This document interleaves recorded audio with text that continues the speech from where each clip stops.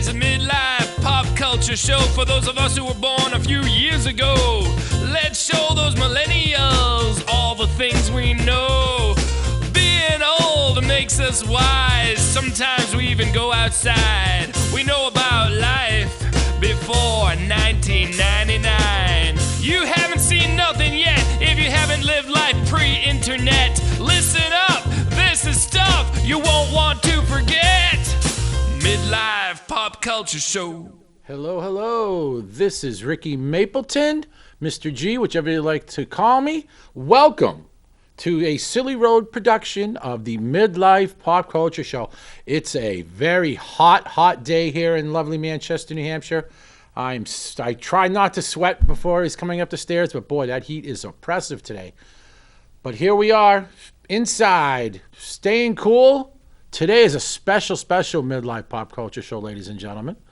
We are going to talk about the illustrious career of Motern Media, a gentleman named Matt Farley. If you've never heard of Matt Farley, you're going to get a lot of information. He has a new movie coming out called Heard She Got Married, and we're here to talk about that. We're here to talk about the educational process, what's the word I'm looking for? The process of being creative, the process of inspiration of doing things that you want to do that makes you happy, and that's sort of about what Matt Farley's Motern Media is all about. Well, he has a new movie coming out that I was lucky enough to get a part in. It is called Heard You Got Married. And before we start talking about that, and before I get him on the phone, let's watch the trailer to Matt Farley's new movie, Heard She Got Married.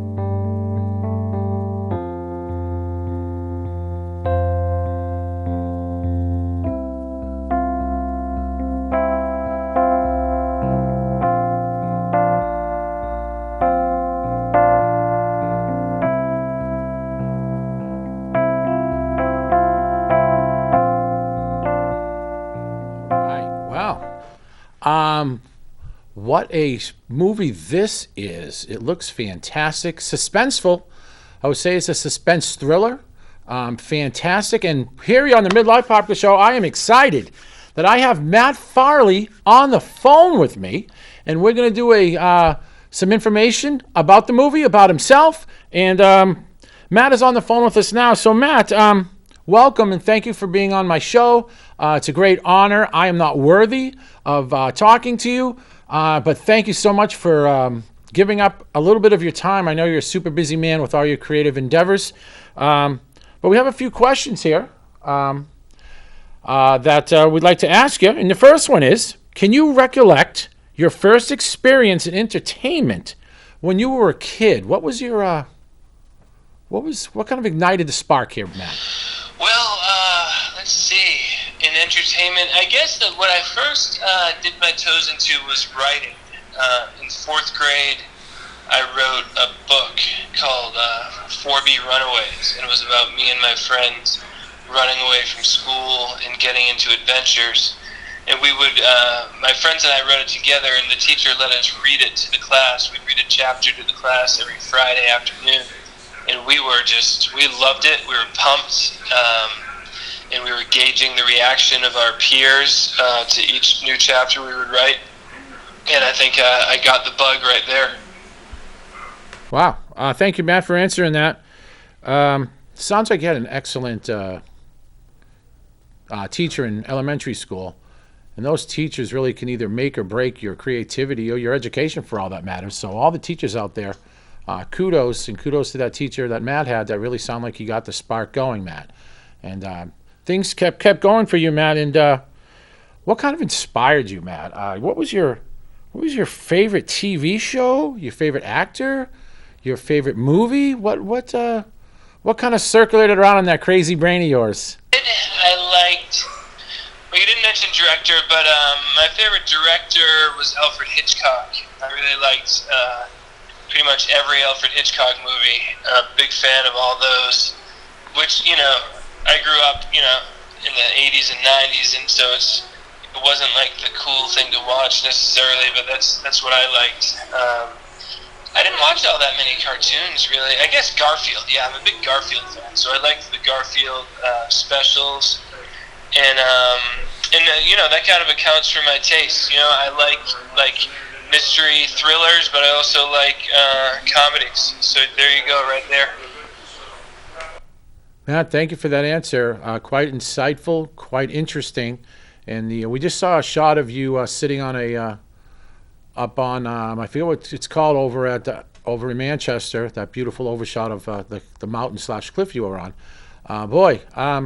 So Matt, we're touching now with the fact that you really have to have some inspiration and spark at the beginning of your life that you naturally come in this world with. I think we all come in this world with a special thing that we can do, and it's all about getting nurtured and running with that nurturing. And Matt, you've definitely have run with it and taken off with it. So Matt, what came first in your creative mind? Comedy or music? Yeah, well, it's maybe both, because from the minute I started writing songs, they were kind of funny songs, and so that they kind of went hand in hand. I mean, that's in terms of writing. So when I first started creating things, it was almost always comedic, almost always had a musical aspect to it. So it was pretty much hand in hand. So I kind of knew what I liked from an early age. All right. So Matt, you're quite a unique individual as far as your how you go about things, your just the way you consistently move forward. The Motern Media world that you created, your production company, if you would. Can we tell us a little bit about that? It's Motern Media, Motern, and it's understandable that people don't pronounce it correctly because I just made it up. It's a fake word that I just made up, and it's come to just mean excessive creativity is the basic definition of that word, and it just from a pretty young age, my general approach was like, why ever stop being creative? Just keep on doing it. If we make one movie, as soon as we're done, let's start working on the next. And the same thing with music. And so that attitude has resulted in a lot of work. And I just put it all under the kind of the umbrella of Motern Media. It's not like a real company or anything. It's just me, in my house doing stuff. But that's the general umbrella term for everything I'm doing. And it hasn't changed much. The only difference is when I was doing it as a kid, it didn't matter if anyone saw it or if it made any money, because I wasn't making any money anyway. But as I grew up, I had to figure out a way to make this my job, or else I wouldn't be able to do it as much as I want to. Wow. I think you're selling yourself short, Matt. I think when people are listening to this, and people who are now going to hopefully discover you even more than you already have been discovered, you're quite a fascinating, interesting, super creative guy. And when it comes to the progression of your movie making, on your new movie, actors, writer, comedy. Where do you kind of set in with your progression as far as of your movie making? Me, I wanted to, especially when in terms of the movies, it's like I wanted to make a movie, just like a regular movie. Like it could be a drama, it could be a comedy that's actually funny, it could be a scary movie. I wanted to do all those things, but whenever I would do it, inevitably it would come out funny, because it was me and my friends up on screen, and we definitely weren't convinced. No one mistook us for movie stars, and so over the course of time, I started trying to find ways to capitalize on that. So it's like no matter how hard I'm going to try to be serious with a movie, it's going to end up being kind of funny because it doesn't look like, nothing about it matches like your preconceived notion for movies. And so that, even this most recent movie, Heard She Got Married, is the most serious one we've ever done. But still, I think it has a bunch of good laughs in it too.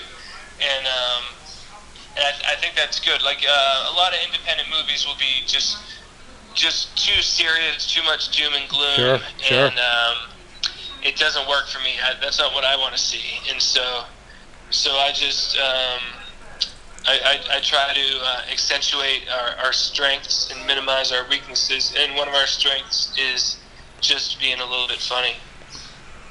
Well, with that in mind, we're going to show a quick clip of myself and Matt Farley in a hopefully what I think is kind of a funny bit in his new movie. If we could show the let's watch the clip, Kyle, that'd be fantastic. Thank you. Set up those chairs. Hey, Mitch, hang on a second, Mitch, what the heck happened? There was only 18 people at that show. I thought you were a big deal coming from Nashville and all.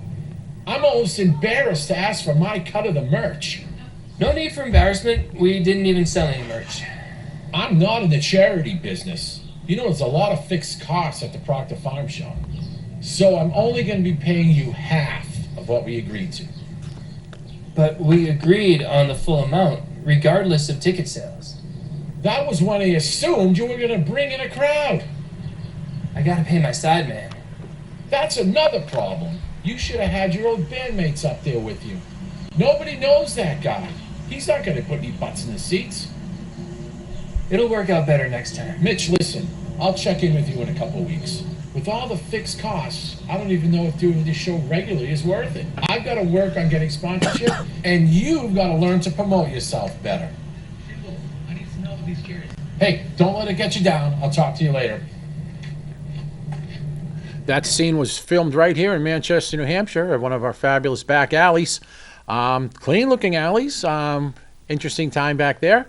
Matt uses a lot of local natural landscapes, and Manchester has a lot of really nice places to film. But let's shift gears here for a second. Let's shift gears and talk about Matt's music. Okay, Matt, how many songs do you have out now? And how do you go about which ones to write? So I'm up to 22,500 songs. Holy moly. And it's quite a story because about 20 years ago I was starting out writing songs, and I wanted to be like a respected musician. And I wrote a bunch of songs that I thought were great, but I had a little inclination to kind of to churn out silly songs too. And so most of the albums I was putting out would have some really good songs on them, but also some silly, weird songs.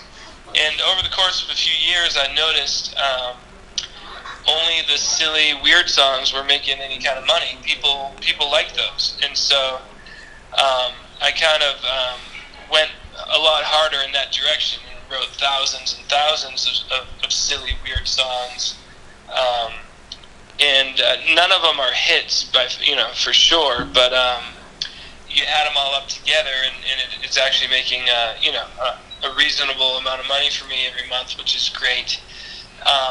and what I've learned, people like songs with their names in them. People like songs about unusual things. One of the ones that I, didn't expect was the Mothman song. I wrote a song about the Mothman, and he's a legendary, like, paranormal creature from West Virginia, and that one has had like hundreds of thousands of streams on Spotify, which I never expected, and that's pretty cool.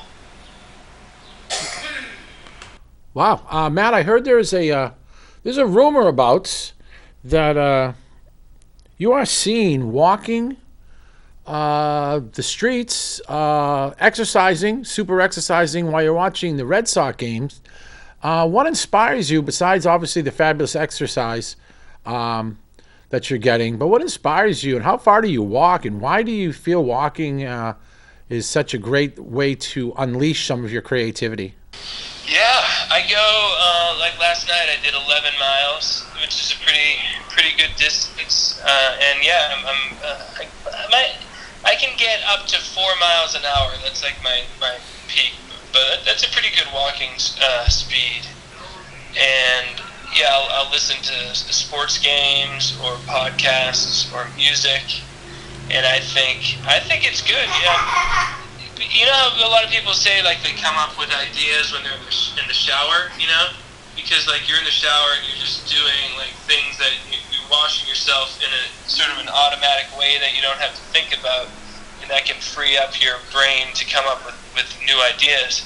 And walking is kind of the same thing. Like, you know how to walk, just put one foot in front of the other. So what you're doing physically is an automatic thing, and it can kind of let your brain kind of float freely and come up with ideas. And then if I do come up with an idea, I grab my phone and maybe jot a note down so I don't forget about it.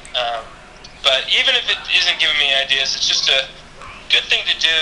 There's too much sitting around, and I know you walk the dogs quite a bit too, so you know what I'm talking about. That is true. Matt Farley is I had the unpleasure of playing him in basketball last summer, the summer before that, and boy, I was embarrassed, I was ashamed, and I wasn't feeling very good after. I think I got maybe one basket, and this Matt was moving and moving and moving. I was doing good for maybe the first 5 minutes, but after that, I was well-winded. So, interesting way. Everybody usually has their own way of getting ready to be creative or unleashing their creative juices, whether if you're going out to work on your car, if you're going to do some gardening, if you're going to go make a movie, whatever you're going to do, you got to have that little spark, that little get up and go. And Matt has that get up and go. But Matt, if you weren't getting up and going with these 25,000 songs and all the movies you've made, what do you think you'd be doing? I've only been full-time at this for 4 years, and so prior to that, it was I was working at a group home for teens. I had been working there for 17 years, and I'd probably just still be doing that. It was a great job. I did it for 17 years, and it was good. Just a good way to, good type of work, and I'd probably, even if I wasn't making money off all this creative stuff, I'd still be doing it. I just couldn't spend as much time on it as I do, but I'm sure I'd still be making a movie every few years and churning out songs. But I'm definitely happy and lucky that it's currently paying the bills, and I don't take it for granted, and frankly, I expect it to end at any moment. I don't think that's going to happen, Matt, but wow. A little quick side note, the Midlife Pop Culture Soul theme song was written and sung and produced by Matt Farley himself a few years ago when we started this. So that's a little taste of what he does. But boy, he has some fantastic music. I hope you go check his music out. But Matt, you're a very disciplined guy. You may want to deny that, but you're very disciplined. I mean, from what I can hear from talking to you, sit down 3 or 4 days a week for 4 or 5 hours at a pop, working on your stuff, always being creative, never sitting, always being creative, mixed in with your fabulous family that you have. You're still moving strong. It's just amazing. And what do you think? I mean, I've met your dad a few times, and he's a fantastic man. But besides your fabulous family, where else did you think you got that? You think it's a DNA thing? What do you think you got that really disciplined I don't trait know. from? I went to Catholic school. There were nuns. We had nuns teaching us. So nuns are notorious for kind of keeping people on track, keeping them in line. I don't remember specifics in that regard, but maybe it was the nuns, but maybe it was just the way I turned out. I'm definitely can't say for sure, but I've had a very focused approach. But specifically, it's with things I want to do. If it's making music and movies, I'm completely on task and ready to go. If I have to mow the lawn, it's a very different story. There's a lot of procrastinating involved, a lot of whining, and it takes way longer than it should. So I don't want to portray myself as just a non-stop go-getter. It's only in terms of things that I enjoy doing. Get her. By all means. And I hope people get inspired by your music and by what you do and find some enjoyment of it. Let's kind of wrap this up with this question, Matt, if we could. Could you give us a brief director's history of your movies? And maybe we'll talk a little bit about those after you give us a little, if you wouldn't mind just running down your movies that you've made.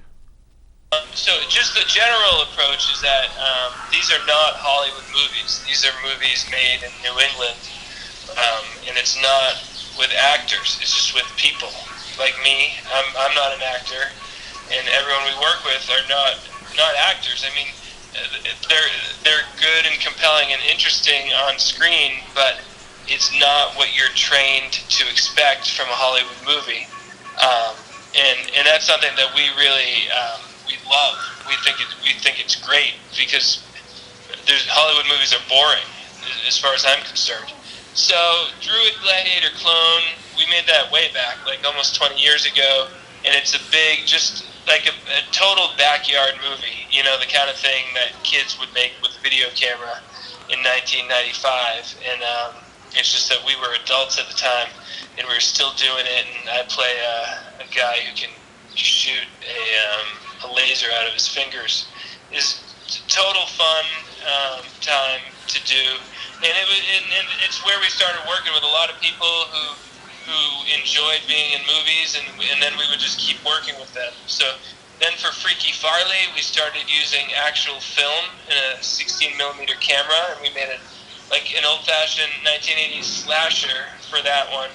And then Monsters, Marriage, and Murder in Las Vegas, also on film, is more of a summer fun, kind of breezy kind of movie. Then River Beast. River Beast is our most popular movie. It's a 1950s style monster movie with a big cast and a big rubber suit. That one, like I said, that's the one that most people know of all our work. Local Legends is a black and white, kind of more thoughtful comedy about being a small-time artist, which I am. And then Slingshot Cops is in the tradition of River Beast. Big cast, ridiculous story, a buddy cop movie.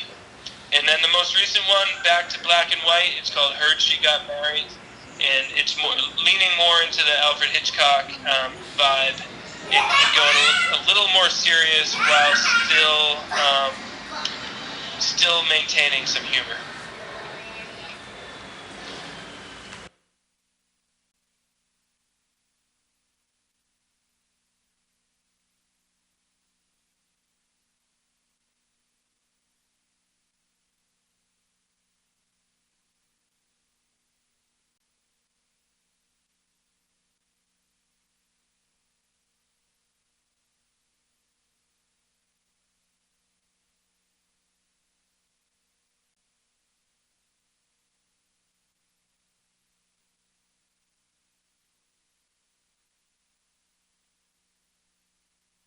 Thank you, Matt, and thank you all, my fabulous fans and my family, for watching. Have a great day, guys.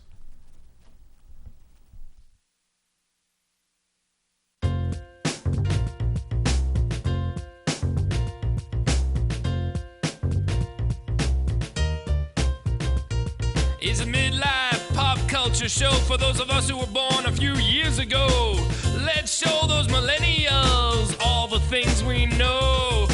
Being old makes us wise. Sometimes we even go outside. We know about life before 1999. You haven't seen nothing yet if you haven't lived life pre-internet. Listen up, this is stuff you won't want to forget. Midlife Pop Culture Show.